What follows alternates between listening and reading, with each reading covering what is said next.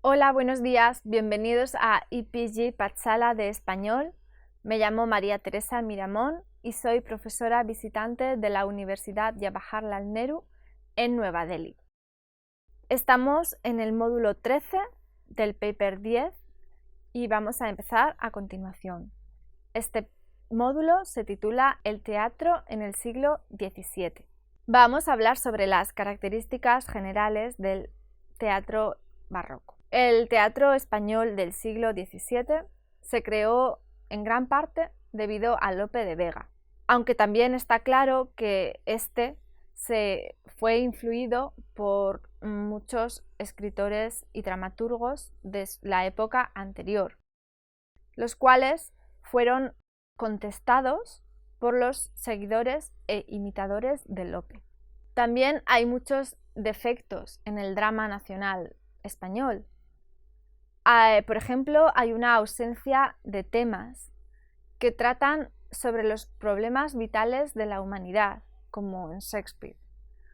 Y todos los personajes entran dentro de la denominación del español.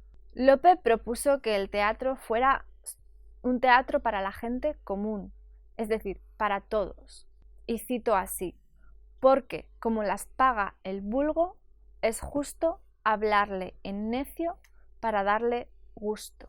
De ahí los defectos y virtudes del teatro nacional español y el éxito del teatro de Lope. Es obvio que el artista impone su código estético e ideológico sobre la conciencia de la gente, y a su vez la gente, con su costumbre, influye sobre el pensamiento del artista. Para la mayor parte de sus creaciones, los dramaturgos del siglo XVII aportan de su ambiente para crear historias nuevas. Su lenguaje es muy realista. El lenguaje vulgar y también el caballero y la dama repiten los diálogos de las comedias anteriores. El teatro reproducía la vida de la época de tal manera que cuando un espectador sentía que un personaje en la representación no se comportaba según los códigos de las instituciones sociales, podía interrumpir la obra protestando con silbidos. Así se pueden enumerar 3 sentimientos sobre los que se basa el teatro nacional. 1. El religioso. 2. El monárquico. Y 3. El tema del honor. Sobre el sentimiento religioso.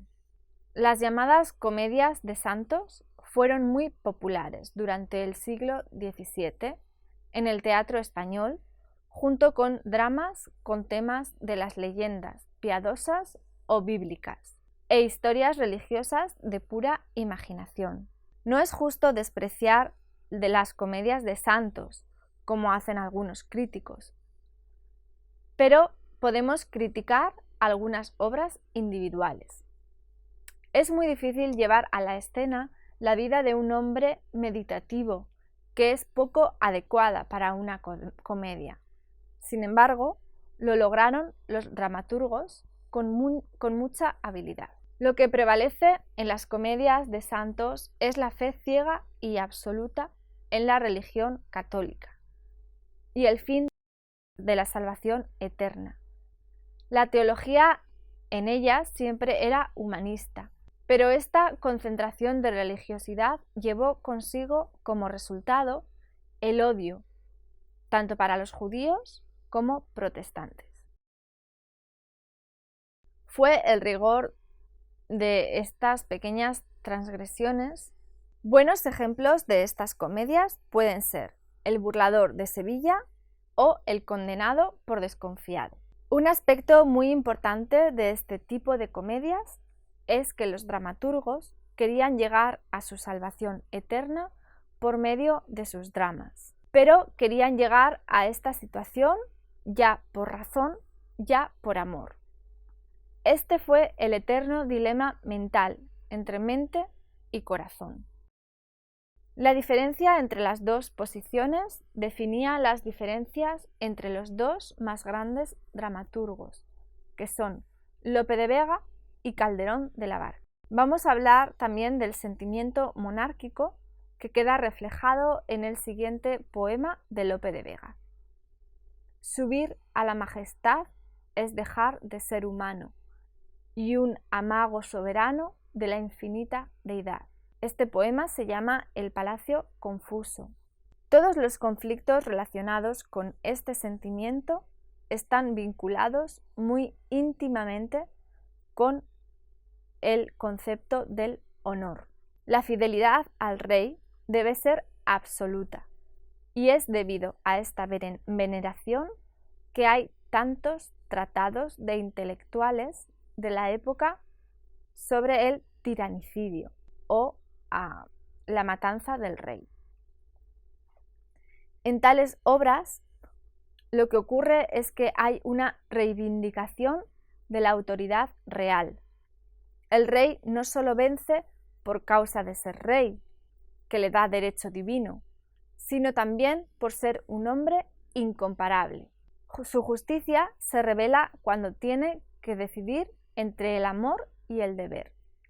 Por ejemplo, Roca Franquesa menciona la obra de Berenguer, titulado El Caín de Cataluña, en la que el hijo del conde de Barcelona asesina a su hermano Ramón.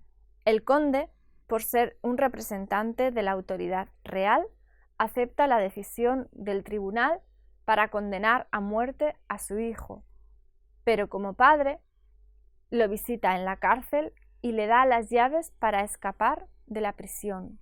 Aunque el fugitivo es asesinado por un soldado al final, el conde desempeña su papel de noble y de padre. Queda establecido que el rey es un representante de Dios. El respeto que tiene el vasallo para el rey no necesita justificación. Tampoco es necesario para el vasallo encontrarse con el rey. La religiosidad y el monarquismo se mezclan en la trama de estas representaciones barrocas. El otro tema es, frente a la consideración de la que la persona y la autoridad del rey es inviolable, el conflicto entre la ley y el capricho del rey. Cuando el rey ofende a un vasallo, se busca excusas para normalizar la situación, como en el caso del destierro del Cid campeador. El dramaturgo barroco, cuando no puede encontrar una excusa adecuada para el capricho del rey, añade un remordimiento al final de la obra por parte del rey. Vamos a centrarnos un poco más en el tema del honor. El honor, como hemos mencionado, está vinculado con el sentimiento monárquico. El honor solo puede remitirse frente a la persona del rey. Dice Menéndez Pidal que hay dos casos del tratamiento del honor como tema teatral: cuando el ofensor es el vasallo y cuando el ofensor es el rey. Cuando es el rey, los dramaturgos usan los siguientes tres desenlaces. Primero, la muerte de la esposa. Para evitar la deshonra del protagonista, se da por muerta a su esposa, pero al final de la obra se dan cuenta de que el ofensor no es el rey, sino otro hombre de la nobleza. En otro caso, cuando el rey es el verdadero ofensor, como en La locura por la honra, el protagonista da muerte a su esposa, pero perdona al ofensor en nombre de la patria. Segundo, intenta burlarse de la pretensión deshonrosa del rey. Muchas veces se hace enfrente del rey fingiendo no conocerle. Y tercero, el regicidio, como en El perfecto caballero o El amor constante. Cuando el ofensor es el vasallo, hay que distinguir la ofensa de noble a noble o de noble a villano, pero nunca del villano al noble. En una de sus comedias, A secreto agravio, secreta venganza, por su título Calderón de la Barca, quiere decir que si la ofensa es pública, merece un castigo público. Pero si ocurre a secretos, el castigo también debe ser secreto. En los casos en los que un noble ofende al pueblo, éste puede buscar la justicia en manos del rey. En algunos casos, el pueblo mide el castigo del ofensor pero es siempre sancionado por el rey, como en Fuenteovejuna. En la novela de la época se evaden los castigos sangrientos, porque hay mucho espacio y tiempo para reflexionar. Pero en la obra teatral, que necesita más acción y efecto, las soluciones a los problemas son más rápidas y a veces hay sangre de por medio. Respecto a los grupos teatrales, el Teatro Nacional Español del Barroco se divide en dos grupos, el de Lope de Vega y el de Calderón de la Barca, los dos dramaturgos más famosos. La obra de Lope de Vega se centra en la popularidad, extensión, originalidad de invención, desarrollo indefinido, formas espontáneas y la mezcla de lírica y drama, mientras que la de Calderón tiene la perfección de la forma, la adecuada construcción técnica, mucha contemplación de la vida y la mezcla de la poesía con la escena. Hay otras diferencias ideológicas esta vez que nos ayudan a diferenciar entre los dos grandes dramaturgos. Podemos trazar líneas de diferencia ideológica entre los dos ciclos o grupos con el tratamiento que dan a los siguientes temas: la mujer, las relaciones familiares o el amor. En el ciclo de Calderón vemos una tendencia de liberar a la mujer de la sujeción del padre y del marido en un lento proceso. Según Roca Franquesa, destacan dos características en el feminismo de las obras del ciclo de Calderón. Una, que hay una necesidad de establecer una moral única que da la misma libertad a la mujer como al hombre para que ella tenga responsabilidad sobre sus actos, y la otra, una vez establecidos los derechos de la mujer y el hombre, el marido tiene la responsabilidad de sus actos también. La reivindicación de la mujer también se centra en tres condiciones.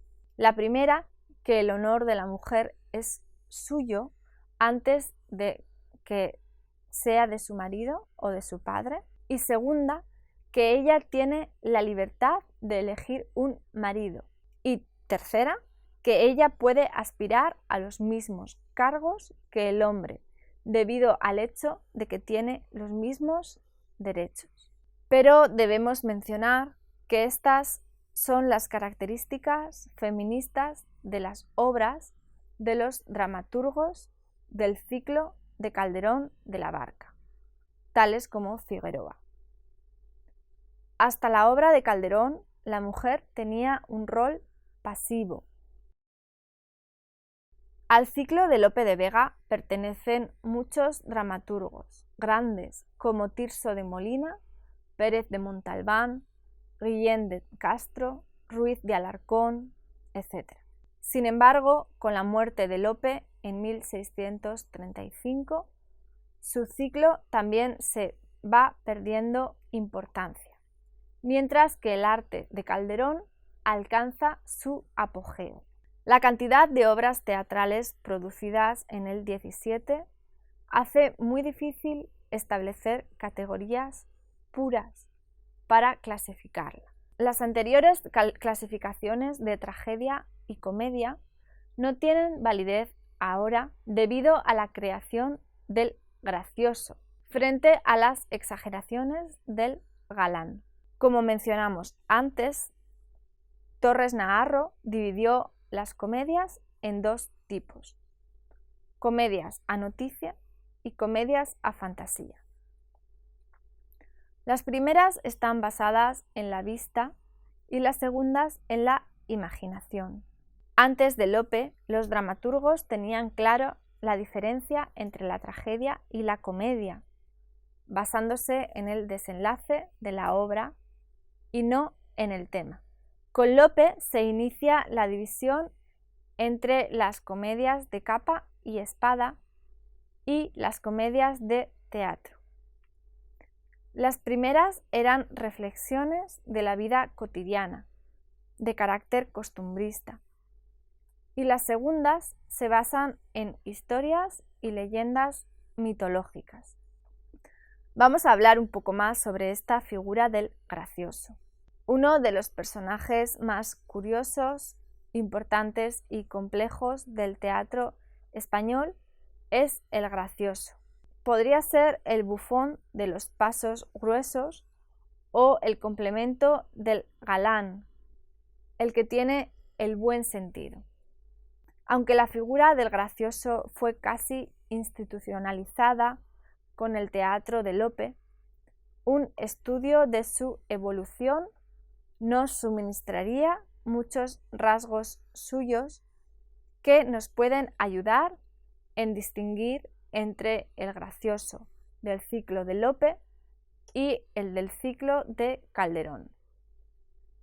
El gracioso del ciclo calderoniano tiene una visión más realista de la vida.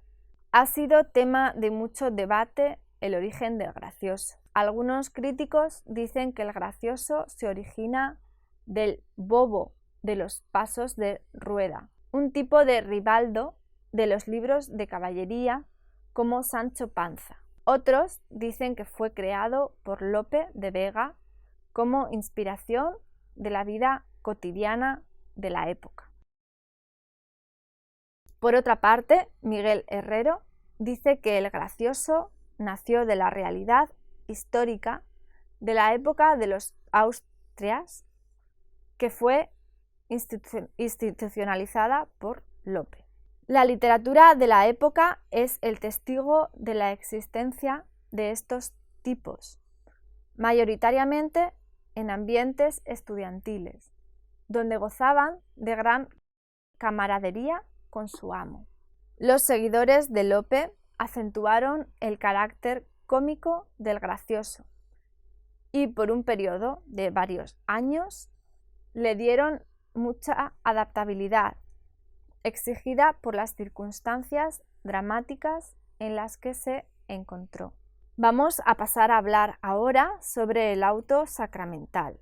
El auto sacramental es un tipo de teatro religioso que llegó a su apogeo en la obra de Calderón de la Barca, con la mezcla apropiada de la poesía y el simbolismo, y manifestado en la alegoría, pero tuvo su origen en la Edad Media. El Códice de Autos Viejos agrupa dos tipos de piezas. Las primeras son históricas, es decir, las que tratan con leyendas, milagros e historias bíblicas.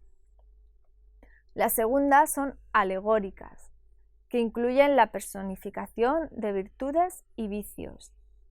Aquellas se llaman autos y estas últimas se llaman farsas. Todo empezó con la sanción del Papa Urbano IV en 1263, quien autorizó las celebraciones del Corpus Christi, que es una fiesta en la que el pueblo adornaba sus casas con colgaduras y levantaba altares en la calle para que la procesión pasara con celebración por las mismas, entre nubes de incienso y una lluvia de flores. Mientras tanto, los clérigos representaban algunas escenas bíblicas durante esta procesión. No obstante, después de algún tiempo, se las consideró impropias para las celebraciones y fueron escritas nuevas escenas. Las últimas fueron los autos sacramentales, aunque este nombre se fijó mucho más adelante. Desde 1574 tenemos datos específicos relacionados con la representación de los autos sacramentales. En la evolución del auto sacramental aparecen tres pasos importantes. Primero, había un diálogo entre pastores. La historia fue alegórica, con la apariencia de la avaricia, el trabajo, etc. Un ángel aparece también para explicar a los pastores el significado de la fiesta en cuestión y la figura alegórica es precedida por un bobo que recita una loa. Llegada la fase de Lope, ahora tenemos un auto con más de 500 versos, un elemento musical que se amplifica y también aumenta el número de personajes. La loa ya no es recitada por el bobo. Por último, con Calderón de la Barca, el auto sacramental llega a tener mucha más profundidad teológica y mide entre 1500 y 2000 versos. Podemos decir que Calderón de la Barca fue para el auto sacramental lo que Lope de Vega fue para la comedia. Pero Lope tenía muchos seguidores, mientras que Calderón no atrajo a tantos. En cuanto a la estructura, es una obra dramática con un solo acto y mucho carácter alegórico alrededor de la fiesta de la Eucaristía, el Corpus Christi. Lleva consigo el espíritu de la Contrarreforma y fue la expresión de la fe católica en frente de las negaciones de los protestantes de la Reforma. Su mayor expositor fue Calderón de la Barca, hombre racionalista que pertenecía a una cultura teológica escolástica. Vamos a hablar sobre otros géneros también. Al margen de las dos grandes piezas teatrales, la comedia y el auto sacramental, también existían otros de menor grado, que aunque tenían un contenido de más alto grado, eran de menor extensión. Por ejemplo, la zarzuela, las loas, los bailes o el entremés. Entre ellos solo alcanzaban el grado literario. Los bailes se desarrollaban en la sombra del teatro, debido a la estrecha conexión entre la música y la poesía. Pero pronto se agruparon para formar su propio grupo. Incluían varias formas de danzas, como la pavana, la gallarda, la zambra, la capona, la danza del cordón y la zarambanda. Esta última fue tan licenciosa que Cervantes comentó que pertenecía al mismo infierno. Fue sustituida por la chacona, que no fue menos licenciosa. También había un baile especialmente teatral, muy corto, pero con una obra dramática en él, ya que contenía música, letra y mímica. Fue representada entre jornada y jornada en las comedias. Menos importante era la loa, la pieza que antecede la obra y en la que se introducía el argumento de la obra o se elogiaba a quien la dirigía. Fue más reducida todavía en el teatro prelopista y fue llamada introito. Con Calderón, este prólogo asumió una importancia alegórica.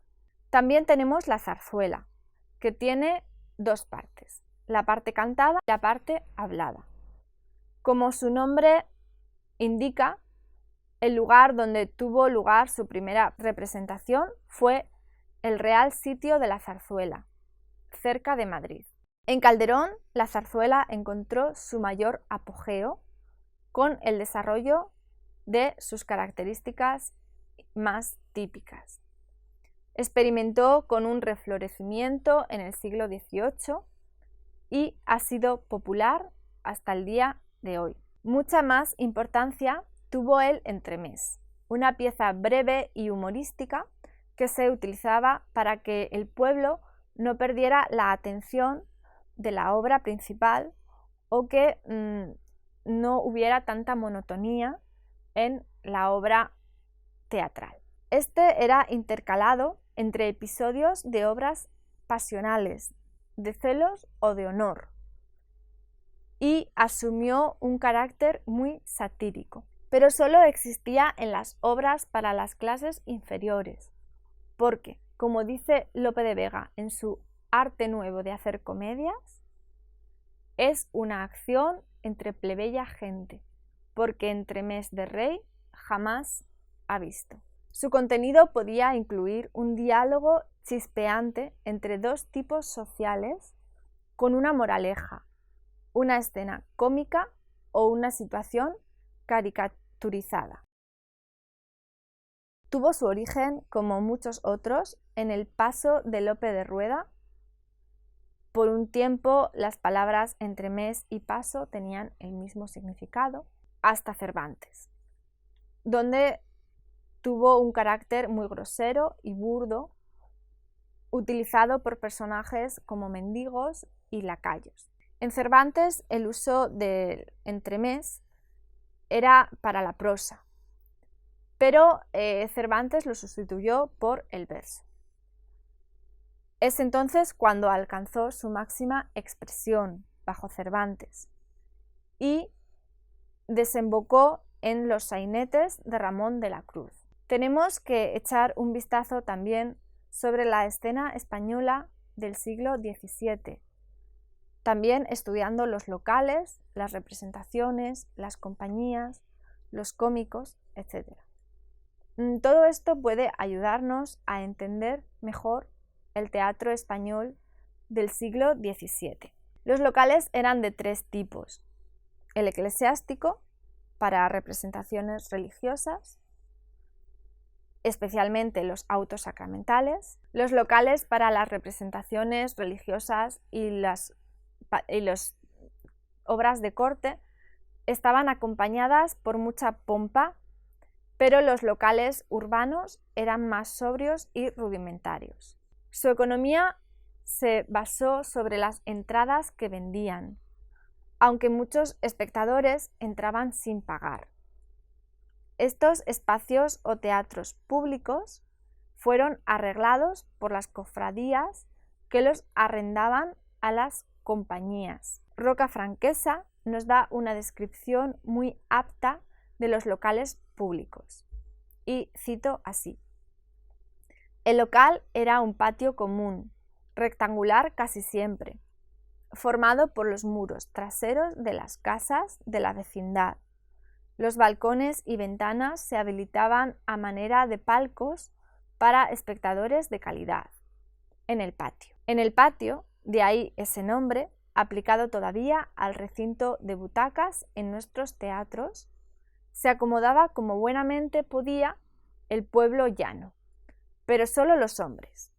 Para las mujeres se reservaba un corredor o galería independiente, llamada cazuela o jaula. Había también una serie de asientos o bancos escalonados, en forma de anfiteatro, detrás del patio, donde el público se estacionaba en pie a lo largo de los muros. Y por la parte superior, sobre las ventanas que servían de palcos o aposentos, corrían las troneras o desvanes. Las representaciones solían tener lugar durante el día, y para el techo el local tenía uno voladizo alrededor de las paredes para protegerse de la lluvia y del sol. Hay muchos ejemplos de tales locales, como el Corral del Príncipe en Madrid o el Mesón de la Fruta en Toledo. Hasta 1575 existían pocos equipos españoles formados a la manera de farándula de Lope de Rueda. Sin embargo, después de este año se dieron otras agrupaciones, aparte de las farándulas. Agustín de Rojas, escritor de Viaje entretenido, nos da una selección de 8 clases de agrupaciones del teatro español. Los españoles no actuaron en el teatro hasta el año 1575. Antes de este año fueron los italianos los que actuaban en las comedias. Las obras que escribieron Lope de Vega en su juventud tenían un repertorio de personajes italianos, como Silvina, Lidia, Flavio, etc. El Bululú era un solo actor representando una comedia entera en los pueblos, cambiando su voz con cada personaje. El Naque, por su parte, tenía 2 cómicos que hacían entremeses y autos para los pueblos. La gangarilla tenía 3 o 4 actores y un muchacho, quien representaba a una mujer. El cambaleo tenía una pequeña compañía de 5 voces masculinas y un cantante femenino. La garnacha tenía 6 hombres, una mujer y un niño. Se quedaba en el mismo pueblo por una semana, representando la obra que constituía 4 comedias, 3 autos y muchos entremeses. La bosiganga tenía 7 hombres, 2 mujeres y un niño. Tenían 4 caballos alquilados para sus viajes. La farándula tenía muchos cómicos y un repertorio grande de obras. Finalmente, una compañía teatral se constituía de, como mínimo, 30 actores y tenía un repertorio de 50 comedias. Se quedaba por meses en la misma aldea. Al frente de cada compañía había un director o representante que tenía toda la responsabilidad del grupo y era el encargado de pedir las obras a los poetas y dramaturgos. A veces estos directores engolosinaron a muchos poetas para que éstos les vendieran sus obras por una cantidad grande de dinero al director. Es decir, los sobornaban. El director, por su parte, cambió muchas cosas dentro de la obra. Las cambiaba para ajustarlas más al gusto del público y el poeta se quedaba solo con el borrador. En los espacios públicos, como comentamos antes, solo la escena era bajo techo. Las representaciones no tenían lugar todos los días, sino solo cuando el tiempo lo permitía. Empezaban a las 4 de la tarde en verano y a las 2 en invierno, para terminar antes de la puesta del sol. Los precios eran económicos. La sala se llenaba mucho antes de empezar la obra y comenzaba con música de arpa, guitarra y otros instrumentos. Los músicos cantaban seguidillas, luego comenzaba la comedia y entre actos se ponían entremeses para que el público disfrutara y no se aburriera. El público que venía a ver estas representaciones era culto y leído, con claras ideas sobre el amor, Dios, la fidelidad, el honor y el imperio. También había un grupo alborotador entre la gente, que se hacían llamar mosqueteros, constituido por estudiantes, soldados, etc.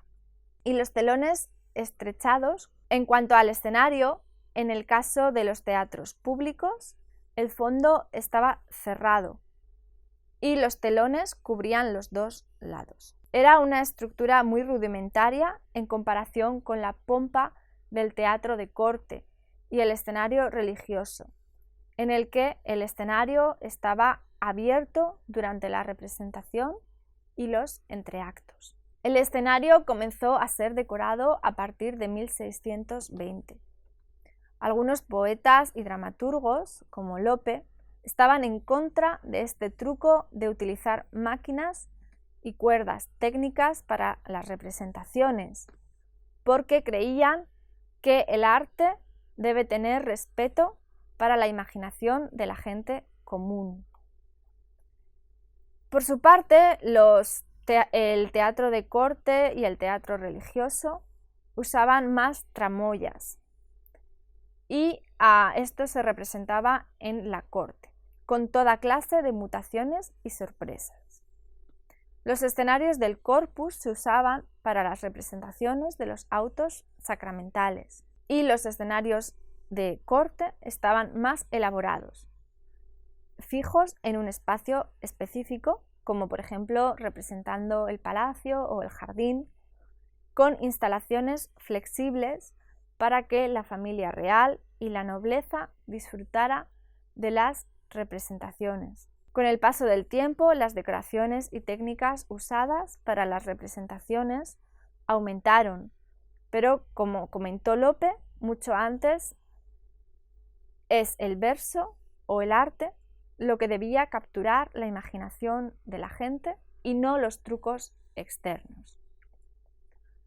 Y eso es todo en el módulo 12 y eso es todo en el módulo 13, que habla sobre el teatro barroco del paper 10. Muchas gracias por todo.